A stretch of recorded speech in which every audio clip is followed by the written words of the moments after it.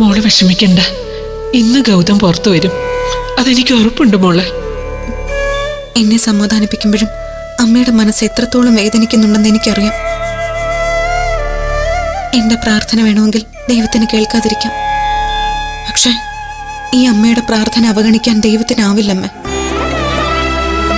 അതിലെനിക്ക് പ്രതീക്ഷയുണ്ട്. ഗൗതം ജയിലിൽ നിന്ന് പുറത്തു വരണം. എങ്ങനെയെങ്കിലും പ്രണവിനെ കണ്ടെത്തി തിരികെ കൊണ്ടുവരികയും വേണം. പഴയതുപോലെ എല്ലാവരും ഒരുമിച്ച് സന്തോഷത്തോടെ ഈ വീട്ടിൽ ജീവിക്കണം. എന്റെ ആ ആഗ്രഹം മാത്രം ദൈവം സാധിച്ചെന്നാ മതി. ഈ ജന്മം ഞാൻ ഭഗവാന്മാരുടെ അടിമയായി ജീവിക്കും.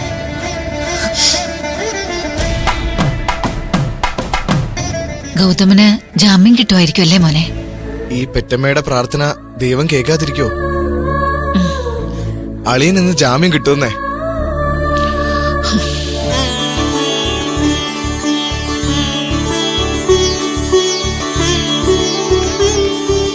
കോടതി ചെല്ലുമ്പോ അകത്ത് കയറുന്നതിന് മുൻപേ നീ ഇത് പ്രാർത്ഥിച്ച് ഗൗതമിന്റെ നെറ്റിയിലിട്ട് കൊടുക്കണം. കോടതിയിലേക്ക് കയറും മുമ്പേ ഇത് ഗൗതമിന്റെ നെറ്റിയിലിട്ട് കൊടുക്കാൻ നിധിയോട് പറയണം. ശരി ആന്റി, ഞാൻ ഇറങ്ങട്ടെ. ഞാൻ കൂടെ വരാന്ന് പറഞ്ഞിട്ട് അവള് സമ്മതിച്ചില്ല. അതൊന്നും സാരമില്ല, ഞാൻ പോയിട്ട് വന്നോളാം. എങ്കിൽ പിന്നെ ഞാൻ ഇറങ്ങട്ടെ അമ്മ. മോളിച്ചല്ലേ, ഞാൻ എന്റെ ദൈവങ്ങളോട് ഒന്നുകൂടി കരഞ്ഞു പറയട്ടെ, എന്റെ മോനെ ഇന്ന് തന്നെ തിരിച്ചു തരണ്ടേന്ന്. ഭഗവാനെ,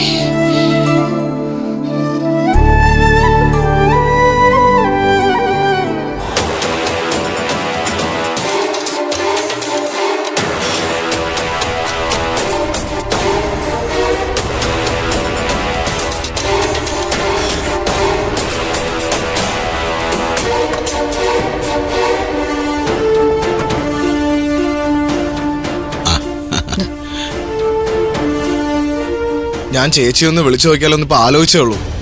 നിനക്കിന്ന് ജോലിക്ക് പോകണ്ടായിരുന്നോ? എന്തിനാ അതും കളഞ്ഞ് ഇങ്ങോട്ട് വന്നത്? അതൊന്നും സാരമില്ല ചേച്ചി. അമ്മാവനിപ്പോ വിളിച്ചിരുന്നു, ഒരു ഓട്ടോ ഓടിച്ച് ഇങ്ങോട്ട് വരാന്ന് പറഞ്ഞു. അയ്യോ, അതെന്തിനാ? ഒന്നാമത് അമ്മാവന് സുഖമില്ലാത്തതാ. ഇവിടെ വന്ന് ഒരേ നിൽപ്പ് നിൽക്കേണ്ടി വരും. പോരാത്തതിന് ടെൻഷനും. എന്തിനാ അമ്മാവനെ കൂടി കഷ്ടപ്പെടുത്തുന്നത്? ഞാൻ വിളിച്ചിട്ട് വരണ്ടാന്ന് പറയാം.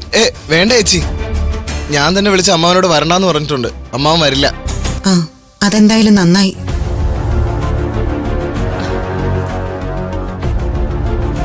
എടാ, വക്കീല് നേരത്തെ എത്തിയെന്ന് തോന്നുവാ. മാഡം, ഗൗതമിനെ കൊണ്ടുവന്നില്ലല്ലോ? ഇല്ല, അതൊക്കെ അവര് സമയത്തെ കൊണ്ടുവരൂ. ഗൗതമിന് ജാമ്യം കിട്ടാൻ എന്തേലും സാധ്യതയുണ്ടോ മാഡം? അതിനുവേണ്ടിയാണല്ലോ ഞാൻ ശ്രമിച്ചുകൊണ്ടിരിക്കുന്നത്. ഞാൻ എന്റെ കഴിവിന്റെ പരമാവധി ശ്രമിക്കും, അക്കാര്യത്തിൽ സംശയം വേണ്ട. പക്ഷെ അറിയാലോ, എല്ലാം നമുക്ക് പ്രതികൂലമാണ് നിധി.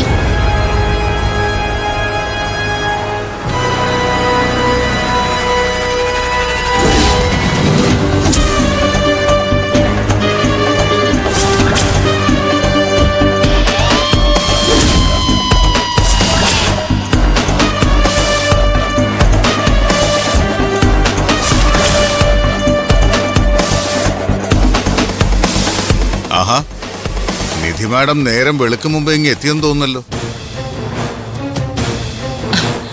സമയത്തിന് വരുന്നതായിരുന്നു നല്ലത്. മാഡത്തിനെ അങ്ങോട്ട് കാണുമ്പോ തന്നെ ജഡ്ജി പറയും, അയ്യോ നിധി മാഡത്തിന്റെ കെട്ടിയവനായിരുന്നോ, എന്നാ കൂട്ടിക്കൊണ്ട് പോയിക്കോളൂ എന്ന്.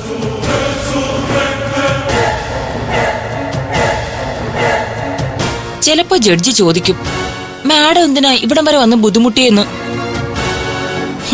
ഒരു കോള് ചെയ്തിരുന്നെങ്കിൽ ഞാൻ തന്നെ ഗൗതമിനെ വീട്ടിൽ കൊണ്ടുവിടുമായിരുന്നല്ലോ എന്ന് പറയും. പരിഹസിക്കില്ലേ ജ്യോതി? ഒരു ജീവപര്യന്തം ശിക്ഷയും വാങ്ങി ജയിലിലേക്ക് പോകാൻ പോകുന്ന ഭർത്താവിനെ ഇരുമ്പഴിക്ക് പുറത്തു വെച്ച് കാണാൻ ഭാര്യയ്ക്ക് കിട്ടുന്ന ഒരു അവസാനത്തെ അവസരമല്ലേ ഇത്? ഇന്നലെ ഈ ഭാര്യ ഉറങ്ങിപ്പോലും കാണില്ലെന്നേ. അതുകൊണ്ടല്ലേ കൊച്ചുവെളുപ്പം കാലത്തെ ഇവിടെ ഹാജരായത്. ഗൗതമിനെ അങ്ങ് ഇരുമ്പഴിക്കുള്ളിലാക്കി കളയാമെന്നുള്ളതേ CKC എന്ന മലർപ്പൊടിക്കാരന്റെ ദിവാസ്വപ്നം മാത്രം. എന്ത് തെറ്റ് ചെയ്തിട്ടാ മിസ്റ്റർ ഗൗതം ശിക്ഷിക്കപ്പെടുമെന്ന് നിങ്ങൾ ഇങ്ങനെ ഉറപ്പിച്ചു പറയുന്നത്? അയ്യോ, ഒന്നും അറിയാത്ത പഞ്ചപാവം. ഈശ്വരമംഗലത്തെ വെറും ഒരു ദത്തുപുത്രനായ ഗൗതം ഏതോ വഴിയെ പോയ ഒരാളുടെ പേരും കൂടി കൂട്ടിച്ചേർത്ത് ഗൗതം ഗോപിനാഥ് എന്ന് ഡെക്കറേറ്റ് ചെയ്തു എന്ന് കരുതി ഈശ്വരമംഗലത്തെ യഥാർത്ഥ സന്തതിയുടെ സ്വത്തുക്കൾ കൂടി പിടിച്ചു വാങ്ങിച്ചു കളയാന്ന് ചിന്തിക്കുന്നത് തെറ്റല്ല അല്ലേ?